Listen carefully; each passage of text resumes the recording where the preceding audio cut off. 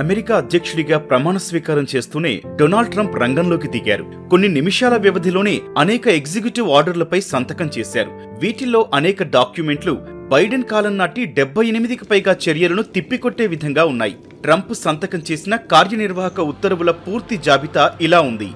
Biden ప్రభుత్వం నుంచి 78 కార్యనిర్వాహక చర్యలు, కార్యనిర్వాహక ఉత్తర్వులు, ప్రెసిడెన్షియల్ మెమోలు, ఇతర ఆదేశాలపై ట్రంప్ తొలుత సంతకం చేశారు.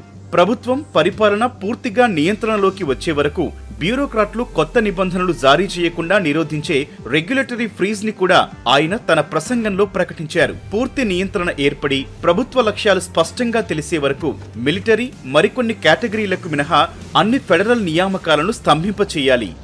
ఫెడరల్ వర్కర్లు ఫుల్ టైం పనికి రావాలని ట్రంప్ నిర్ణయం తీసుకున్నారు. అమెరికన్ కుటుంబాలను తీవ్రంగా ప్రభావితం చేసిన జీవన వ్యయ సంక్షోభాన్ని పరిష్కరించాలని అధ్యక్షుడు అన్ని ఫెడరల్ విభాగాలు, ఏజెన్సీలకు ఆదేశాలు జారీ చేశారు. ప్యారిస్ వాతావరణ ఒప్పందం నుంచి అమెరికాను ఉపసంహరించుకుంటున్న ట్రంప్ ఈ నిర్ణయాన్ని అధికారిక లేఖ ద్వారా ఐక్యరాజ్య సమితికి తెలియజేస్తున్నారు.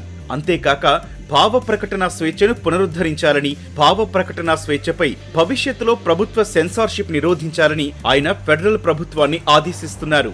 రాజకీయ ప్రత్యర్థులపై ప్రభుత్వ సంస్థల ఆయుధీకరణను నిలిపివేయాలని అమెరికా అధ్యక్షుడు ఆదేశాలు జారీ చేశారు. ఈ కార్యనిర్వాహక ఉత్తర్వులను అంగీకరిస్తూ శ్వేతసౌధం సైతం ఒక ప్రకటన విడుదల చేసింది.